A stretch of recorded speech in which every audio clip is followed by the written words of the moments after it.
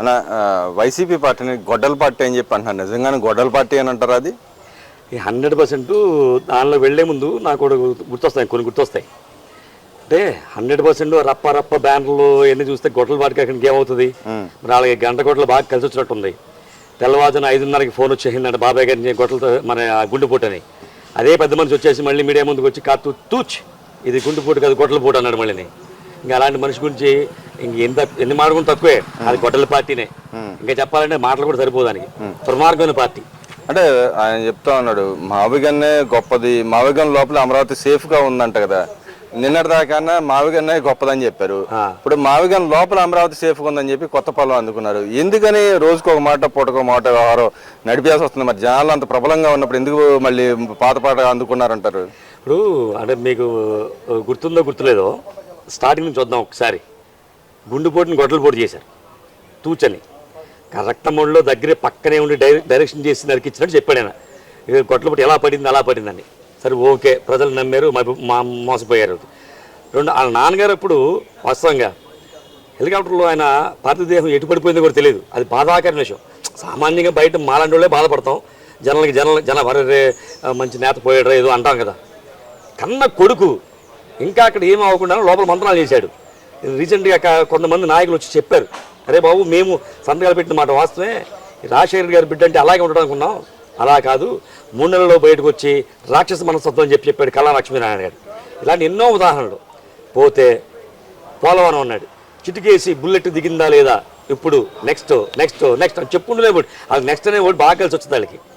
ఆ తర్వాత రాజధాని అన్నాడు, 30,000 ఎకరాలు తగ్గకుండా ప్రాంతీయ చిచ్చులు పెట్టడం ఇష్టం లేక ఇక్కడే పెట్టండి, ఎస్ అని 3-4 సార్లు చెప్పాడు అసెంబ్లీ సాక్షిగా. అది పోయింది. ఇంకెలాగా వైజాగ్ వెళ్తానంటాడు, సంక్రాంతి ఉగాది గొబ్బెమ్మ ఇంకో అమ్మగా వెళ్ళిపోతా అంటాడు. అలాంటి యొక్క వ్యక్తి మనస్తత్వాన్ని అతని మాటని మరి ప్రజలు ఎలా విశ్వసిస్తున్నారా అనేది మనకు ఇప్పటికీ అర్థం కాని విషయం. అది అర్థం చేసుకోవాలి ప్రజలు. అతని మాటకి నిలకడ లేని మనస్తత్వంతో ఉన్న మాటని విశ్వసించకూడదనే నా అభిప్రాయం. అంటే ఇక్కడ పార్టీకి ఒక స్టాండ్ అంటూ ఉంటుంది. అంతకుముందు 3 రాజధానులు పోయి మళ్ళీ మావిగన్ వచ్చింది. ఈరోజు మావిగన్ లోపల అమరావతి ఉంటుందని మళ్ళీ కొత్త పొలం అందుకున్నారు.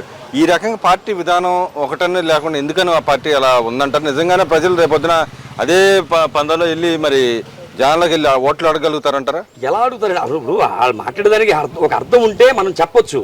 ఇప్పుడు మావిగన్ ఏదో చెప్పాడు. ఇంకా అమరావతి ఎక్కడుంది అసలు? అమరావతి పరిధి ఎంతవరకు ఉంది? సిఆర్డీ పరిధి ఎంతవరకు ఉంది? అతనికి తెలుసో తెలీదో, రాసేవాడికి మరి జ్ఞానం ఉందో లేదో తెలియదు నాకు. ఇప్పుడు దేనిలో ఉంటే సేఫ్ అంటాడు, బయట ఉంటే సేఫ్ అంటాడు కాసేపు, లోపల ఉంటే సేఫ్ అంటాడు కదా. అసలు అమరావతిలో ఉన్నాయి ఇవన్నీ చెప్పాలంటే. రేపొద్దున వికేంద్రీకరణ జరిగినప్పుడు ఇవన్నీ మారచ్చు కూడా. ఇప్పుడు అతనికి అంటే తొక్కులెక్కనే ఆయన మనం ఎవరు చూడలేదు వాస్తవంగా చెప్పాలంటే. అతను ఎలాంటి వాడికి తెలియదు. పుస్తకాల్లో రాసి చూస్తే ఇలాంటి పిచ్చి నియమాలు తీసుకున్నాడని. ఢిల్లీ నుంచి దౌలతాబాద్కి మార్చాడు రాజధాని, మళ్ళీ దౌలతాబాద్ ఢిల్లీకి మార్చాడు. అందుకని అతను తొక్కులోకి అయిపోయాడు. తొక్కులకి నిర్ణయాల కింద లెక్కేస్తారు. ఇప్పుడు స్వయంగా మన కళ్ళతో మనం చూస్తున్నాం, ఓహో ఇలాగే ఉంటాడేమో, ఇంకా అతనే బెటర్ ఏమో, ఇతను మరీ దారుణంగా ఉన్నాడని మాట్లాడుకుంటాం. ఇప్పుడు మావిగన్ అనే పేరే విచిత్రం. అసలు మరి స్క్రిప్ట్ ఎవరు రాస్తారో తెలియదు. ఇప్పుడు మచిలీపట్నంలో ఎమ్ తీసుకోవాలా, విజయవాడలో వి తీసుకోవాలా, గుంటూరులో గన్ తీసుకోవాలా? గన్ ఉంది కాబట్టి జగన్ గుర్తొస్తాడు కాబట్టి ఇంకో పేరు పెట్టుకోవాలా? పిచ్చోడి చేతులు రాయే కదా గ్యారంటీకి అతను. అతని నిర్ణయాలు ఎలా గౌరవిస్తున్నారు ప్రజలు నాకు ఇప్పటికీ అర్థం కాదు. అతని అభిమానాన్ని ఆలోచించాలి. వెన్నెముకలు లేని అభిమానులు ఉన్నారు, నాయకులు అలాగే ఉన్నారు. అంటే ఇక్కడ మనం చూసుకుంటే ఏదైనా ఒక ప్రాంతం నుంచి ఎక్స్పాండ్ అవుతే వెళ్తుంది, ఒక మధ్య ప్రాంతం నుంచి ఎక్స్పాండ్ సిటీ కానీ ఏదైనా జరిగేటప్పుడు ఎక్స్పాండ్ అవుతుంది.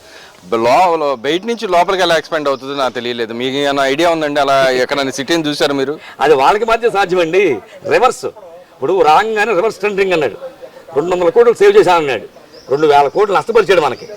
ఇద్దరు అంతేనండి. ఏదన్నా డైవర్ట్ చేయాలి. మొన్నటిదాకా రాధాకృష్ణ గారు అన్నాడు. రాధాకృష్ణ గారు ఏం చెప్పాడు? ఏమి చెప్పలేదు. ఒక చిన్న సామెత వాడాడు.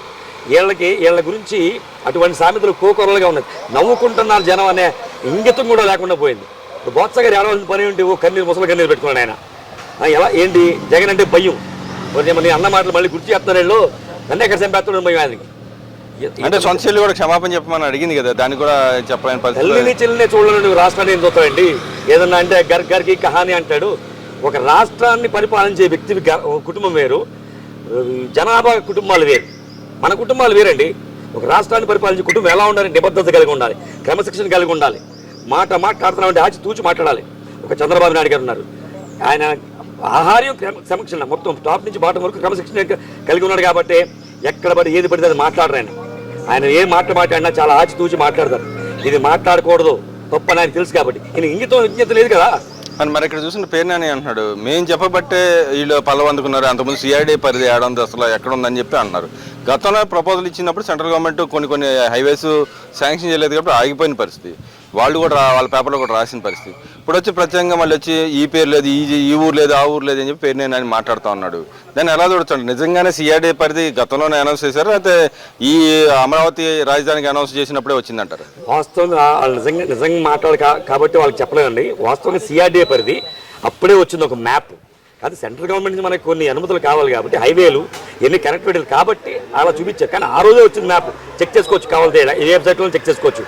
నేను కూడా చూస్తున్నాను దాన్ని, ఎందుకంటే రిజిస్టర్డ్ పీపుల్ చాలా మంది చెప్తారు, సార్ మీకు అక్కడ వస్తుంది ఇక్కడ వస్తుంది అంటే ఇది వస్తుందా రాదా అనేది కామన్ సెన్స్ కాబట్టి గూగుల్ మ్యాప్లోకి వెళ్ళి చెక్ చేసుకున్నాం. ఆ రోజు సిఆర్డీఏ పరిధి ఉంది అక్కడ కూడా. కానీ సెంట్రల్ గవర్నమెంట్ ఏం చేస్తుంది, హైవేలు దానికి ఒక అథారిటీ ఉంటుంది, హైవే అథారిటీ ఇచ్చే వరకు అనౌన్స్ చేయలేదు, అంతవరకు తేడా. అంతేగాని వీళ్ళు చెప్తాను కదా, వీళ్ళకి రెడ్ వచ్చి మొదల్లాగా కుక్క దోకబట్టి గోదావరి ఈదినట్టే ఉంటుంది పని, వీళ్ళ మాటలు నమ్మితే జనం. మరి అదేవిధంగా వాళ్ళు చెప్తున్నారు, ఆయన చంద్రబాబు నాయుడు గారు కట్టుకున్న ఇల్లు అయితే ఉందో అది 7,000 పెట్టి కొన్నారు, 10 కోట్లు కూడా కాదు కదా, 10 కోట్లు అని చెప్తున్నారు. రేపు పొద్దున్న చంద్రబాబు నాయుడు గారు 10 కోట్లు అవుతుంది అన్నారు, అంత రాదు అని చెప్పి కరాఖండిగా చెబుతున్నాడు. కమర్షియల్ దానికి రెసిడెన్షియల్ దానికి తేడా ఉంటుంది ఎక్కడైనా సరే. మరి ఇదైనా చంద్రబాబు నాయుడు గారు దాని రెసిడెన్షియల్ ప్లాట్ ఆయన కొనుక్కుంది 7,000 పెట్టి కొనుక్కున్నారు ఎస్ఎఫ్టీ, అది 3 కోట్ల దాదాపు అవుతుందని పేరు అనే చెప్పాడు. మరి 10 కోట్లు ఎందుకు అవదంటారు? కమర్షియల్ ప్లాట్ 10 కోట్లు అవదాన్ని గ్యారెంటీ ఏమైనా ఉంటుందంటారా వాళ్ళు చెప్పినట్టుగా? 100%. ఇప్పుడు జనరల్గా వాళ్ళలో బిజినెస్ మ్యాన్ చాలా మంది ఉన్నారండి. కొనమండి, ఒక రెసిడెన్స్కి వెళ్ళి కమర్షియల్ రేట్ పెట్టి కొనమంటే కొంటాడా? కొనడు కదా. ఇప్పుడు కమర్షియల్ వేరు, కమర్షియల్ అంటే ఏంటి? ఆదాయ వనరు. ఇవాళ కమర్షియల్ అంటే అక్కడ మార్కెట్ ఉంటుంది, దాన్ని బిల్డప్ చేస్తారు, 4 టవర్లు కడతారు, కాంప్లెక్స్ వస్తాయి, షాపింగ్ మాల్స్ వస్తాయి, చుట్టూ సముదాయాలు పెరుగుతాయి, ఉద్యోగాలు వస్తాయి. అప్పుడు ఏమవుతుంది, రెంటల్ పర్పస్ కావాలి, అది కమర్షియల్ అవుతుంది. మనుషులు 2-3 ఉండేదానికి, 10 మంది ఉండేదానికి, ఇంటికి కమర్షియల్కి తేడా తెలియని వద్దని వాళ్ళు అనకూడదు. ఇంకా అలాంటి వ్యక్తుల గురించి మనం ఎంత తక్కువ మాట్లాడుకుంటే అంత మంచిది.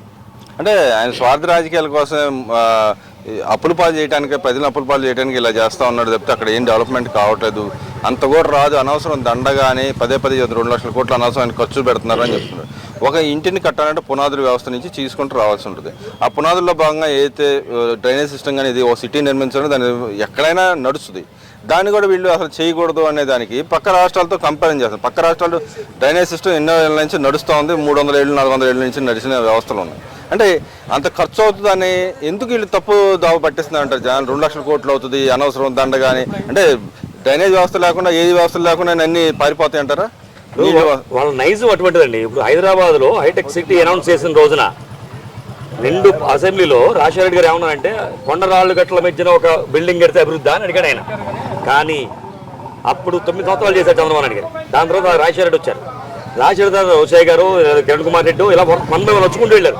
దానిలో కేసీఆర్, ఇప్పుడు రేవంత్ రెడ్డి. ఆ రోజు నుంచి ఈ రోజు వరకు దాని విలువ తెలుసుకున్నారు కాబట్టి దాన్ని డిస్టర్బ్ చేయకుండా దాన్ని పెంచుకుంటూ వెళ్ళారు. ఏ నాయకుడు వచ్చినా, ఏ ముఖ్యమంత్రి వచ్చినా. కానీ వీళ్ళకి ఏంటంటే అమరావతి అనే పేరు పలకనే ఇష్టం లేదు. ఎందుకు? ఈయన అంటే నేను నా ఊహ, నా యొక్క ఆలోచన ఇది యాజ్ ఎ క్రిస్టియన్ దేవతల రాజాని అని అంటున్నారు. యాక్చువల్గా ఈయన అది పలకడానికి ఇష్టపడలేదు, లేదా చెప్పే ఓపెన్గా. అంటే గతంలో చెప్పాడు కదా అమరావతి ఏకైక రాజధాని అని చెప్పాడు, ఇప్పుడు ఎందుకని మారిపోయాడు అంటారు? అదే అన్నాను, అతనికి ఏదో ఒక ఇది కావాలి, లేదా పైనుంచి ఏమన్నా రే బాబు నువ్వు ఇలా మాట్లాడితేనే కుదరదని చెప్పుంటారు ఎవరో, నాకు అర్థం కావట్లేదు. ఆ చుట్టుపక్కల కోటరీ ఉంటుంది, ఆ కోటరీ వాళ్ళు కోటరీ మాటని రకం కాదు ఈయన. ఈయనేం చెప్తే ఇప్పుడు నిన్న మిగిలినోడు చెప్పాడు, ఆత్మాహుతి దళంగా ఉంటాం మేము. ఎవరికి? జగన్మోహన్ రెడ్డికి. ఆయన ఏం చెప్తే చేస్తాం అంటే, చంపేమంటే చంపేస్తారా? ఒక ఎంపీ స్థానంలో ఉండి మాట్లాడిన మాట మరి అది.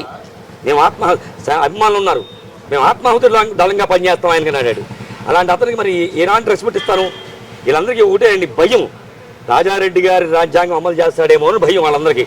వాళ్ళకి వేరే ఆప్షన్ లేదండి, వస్తే బయటికి పోవాలి, పోతే మళ్ళీ ఉండడం ఉండదో తెలియదు. అందుకని ఆయన బట్టి ఎలా ఆడుతున్నారు కొంతమంది. పేరు నాని కావచ్చు, అంబటి రాంబాబు కావచ్చు, XYZ గౌతమ్ పేరు భూతుల మంత్రి ఒక ఆయనాడు, కొడాలి నాని కావచ్చు, వీళ్ళందరూ అంతే. ఆ సర్కిల్లో ఉండిపోయి భయం అన్నమాట. అదే బాబు మీరు మాట్లాడబోదు చంపేస్తామన్న భయం భయపెట్టారు. అందుకని అలా ఉన్నారు వాళ్ళు. అంటే రేపు మళ్ళీ ఆయన మూలపేట వెళ్ళబోతున్నాడు. ఎలా చూస్తారు? గతంలో అది ఆయన డెవలప్ చేశారని చెప్తా ఉన్నాడు, కానీ ఇప్పుడు వర్క్ జరుగుతుంది. మూలపేటకి వెళ్ళి ఈయన ఏం చేస్తాడు అంటారు? యాక్చువల్లీ గవర్నమెంట్ అన్నా మేము అన్ని పోర్టులు డెవలప్మెంట్ చేస్తాం, అన్ని ఆపరేషన్లో తెస్తామని చెప్పి వాళ్ళు చెప్తున్నారు. ఈయన వెళ్ళి అక్కడ ధర్నా చేయడానికి కారణం ఏంటంటారు? ధర్నా చేయడానికి వెళ్ళండి. ఈ రెంటల్ ఇప్పుడు కొన్ని కంపెనీస్ ఉంటాయి, ప్రచారం చేసుకోవడానికి కొంతమంది హైయర్ చేసుకుంటారు. ఇతను అద్దెకి తెచ్చుకుంటాడు, జనాల్ని అద్దెకి తెచ్చుకుని 1 లక్షో 5 లక్షలు ఇచ్చి అద్దెకి తెచ్చుకుని ఓ బిర్యానీ ప్యాకెట్ ముందు ప్యాకెట్ ఇచ్చేసి నా బలం చూపించుకోవడానికి తప్పితే అతను ప్రజా సమస్య మీద ఏ రోజు ఏ ఊరు వెళ్ళలేదు. బల ప్రదర్శన కోసం తప్పితే ఈ చట్టాలను చేతిలో తీసుకోవడం, అవతలని భయపెట్టడానికి ఆలోచన తప్పితే అతనికి ప్రజా సమస్య మీద కించిత్ గౌరవం లేదు, నమ్మకం కూడా లేదు. అదేవిధంగా ఇవాళ క్వాంటమ్ వ్యాలీని ఏదైతే బెడ్లో టెస్టింగ్ బెడ్లు చంద్రబాబు నాయుడు గారు ఓపెన్ చేయబోతున్నారు, ఎలా చూడుతుంటారు? నిజంగానే ఇక అమరావతిలో క్వాంటమ్ వ్యాలీ ఇక బిగిన్ అయిద్ది అంటారు, క్వాంటమ్ తరం బిగిన్ అయిద్ది అంటారా? అమరావతి 100%. విజనరీకి ప్రెసిడెంట్కి ఉన్న తేడా ఇదే. ఒక విజనరీ ముందు చూపుకి 20 ఏళ్ళు ముందు ఆలోచిస్తాడు, దట్ ఈజ్ చంద్రబాబు నాయుడు. ఒక ప్రెసిడెంట్ నాతో పాటు పక్కన ఎలా జైల్లో తీసుకురాలా, లేకపోతే ఏం అలాగా లాగేయాలా, పాతాళం లాగేయాలని చూసుకుంటాడు. నేను ఒక్కడనే బాగుండాలి, మిగతా వాళ్ళందరూ బానిసలా ఉండాలని చూసుకుంటాడు. విజనరీ ఆలోచన ఇప్పుడు క్వాంటమ్ వ్యాలీ వస్తుంది. ఇప్పుడు ఇవాళ అన్ని లక్షల కోట్ల పెట్టుబడులు ఉన్నాయి. ఈ ఒక్క వ్యాలీని పట్టుకుని క్వాంటమ్ వ్యాలీతో పాటు చుట్టుపక్కల ఎన్ని అవకాశాలు వస్తాయి, వీటన్నిటికీ కావాల్సిన కమర్షియాలిటీ ప్లేస్ అక్కడ ఇచ్చారు. ఒక్క పిలుపుతో ప్రపంచంలో దేశ రాజకీయ నాయకుల్లోనే అత్యంత ప్రముఖుడు చంద్రబాబు నాయుడు గారు. అంటే కేంద్రంలో ఏ పార్టీ అయినా సరే, మనం పార్లమెంట్ చూసాం, ఇన్ని పార్టీలు కలిసి వస్తే సొంత రాష్ట్రంలో పార్టీ లాగింది వెనక్కి. యాక్చువల్గా ఎంత పలుకుబడిన వ్యక్తి, ఎంత గౌరవిస్తారు ఆ వ్యక్తి కంటే ఊరిని ఎవరిని గౌరవిస్తారు కదండి. విజ్ఞత విషయం ఏదో ఉంటేనే గౌరవిస్తారు. విషయం ఉన్నవాడికి ఎప్పుడు గౌరవం దక్కుద్ది, విషయం లేనివాడికి ఎలాంటి ఆలోచనలు వస్తాయి, జోకర్ అయిపోతాడు జనాల్లో.